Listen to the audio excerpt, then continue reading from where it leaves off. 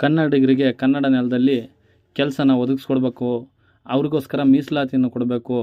ರಾಜ್ಯದ ಎಲ್ಲ ಖಾಸಗಿ ಕೈಗಾರಿಕೆಗಳು ಮತ್ತು ಇತರೆ ಸಂಸ್ಥೆಗಳಲ್ಲಿ ಕನ್ನಡಿಗರಿಗೆ ಆಡಳಿತಾತ್ಮಕವಾಗಿ ಹುದ್ದೆಗಳಿಗೆ 50% ಮತ್ತು ಆಡಳಿತಾತ್ಮಕವಲ್ಲದ ಹುದ್ದೆಗಳಿಗೆ 75% ಮೀಸಲಾತಿಯನ್ನು ನಿಗದಿಪಡಿಸತಕ್ಕಂಥ ವಿಧೇಯಕನ ನಮ್ಮ ಸರ್ಕಾರ ಮಂಡಿಸಿತ್ತು.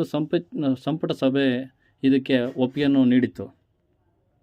ಈ ವಿಧೇಯಕಕ್ಕೆ ಎಲ್ಲ ಖಾಸಗಿ ಕಂಪ್ನಿಗಳು ವಿರೋಧನ ವ್ಯಕ್ತಪಡಿಸಿದ್ವು.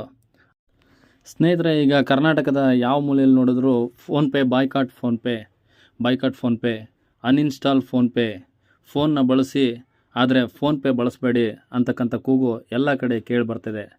ಇದ್ರ ಮೂಲ ಏನು ಅಂತ ನೋಡೋದಾದರೆ, ಕನ್ನಡಿಗರ ಬಗ್ಗೆ ಫೋನ್ಪೇ CEO ಆಡಿರ್ತಕ್ಕಂಥ ವ್ಯಂಗ್ಯವಾದಂಥ ಒಂದು ಮಾತೇ ಇದಕ್ಕೆಲ್ಲ ಕಾರಣ ಅಂತ ಹೇಳ್ಬೋದು. ಸ್ನೇಹಿತರೆ, ಏನಂತ ಒಂದು ಹೇಳಿಕೆಯನ್ನು ಕೊಟ್ಟಿದ್ದಾರೆ ಇವರು ಅಂತಂದರೆ, CEO ಆಗಿರ್ತಕ್ಕಂಥ ಸಮೀರ್ ನಿಗಮ್ ಅವರು, ನನಗೀಗ 46 ವರ್ಷ ವಯಸ್ಸು, ನಾನು 15 ವರ್ಷಕ್ಕಿಂತ ಹೆಚ್ಚಾಗಿ ಯಾವ ರಾಜ್ಯದಾಗೂ ವಾಸಿಸಿಲ್ಲ. ನನ್ನ ತಂದೆ ಭಾರತೀಯ ನೌಕಾಪಡೆಯಲ್ಲಿ ಕೆಲಸ ಮಾಡಿದರು, ದೇಶದ ಹಲವು ಕಡೆ ಕೆಲಸ ಮಾಡಿದ್ದಾರೆ. ಅವರ ಮಕ್ಕಳು ಕರ್ನಾಟಕದಲ್ಲಿ ಉದ್ಯೋಗಕ್ಕೆ ಅರ್ಹರಲ್ಲೇನೋ. ನಾನು ಕಂಪ್ನಿಗಳನ್ನು ನಿರ್ಮಿಸ್ತೀನಿ, ಭಾರತದಾದ್ಯಂತ 25,000ಕ್ಕಿಂತ ಹೆಚ್ಚು ಉದ್ಯೋಗಗಳನ್ನು ಸೃಷ್ಟಿಸಿದ್ದೀನಿ. ನನ್ನ ಮಕ್ಕಳು ಮತ್ತು ನಮ್ಮವರು ತವರು ನಗರದಲ್ಲಿ ಉದ್ಯೋಗಕ್ಕೆ ಅರ್ಹರಲ್ಲೇನೋ. ಇದು ಅವಮಾನ. ಕರ್ನಾಟಕ ಅಂದರೆ ಮಾತನಾಡತಕ್ಕಂಥ ಜನರು ಮಾತ್ರ ಮೀಸಲಾತಿ ಪಡೆಯೋದಾ?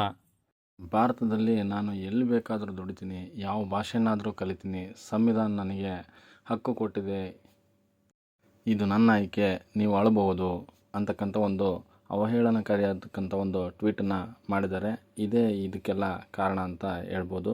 ಈಗ ಕನ್ನಡ ಪರ ಸಂಘಟನೆಗಳೆಲ್ಲವನ್ನೂ ಸಹ ಮತ್ತು ಕನ್ನಡಿಗರು ಸಹ ಫೋನ್ಪೇನ ಅನ್ಇನ್ಸ್ಟಾಲ್ ಮಾಡೋದಕ್ಕೆ ಕರೆ ಕೊಟ್ಟಿದ್ದಾರೆ.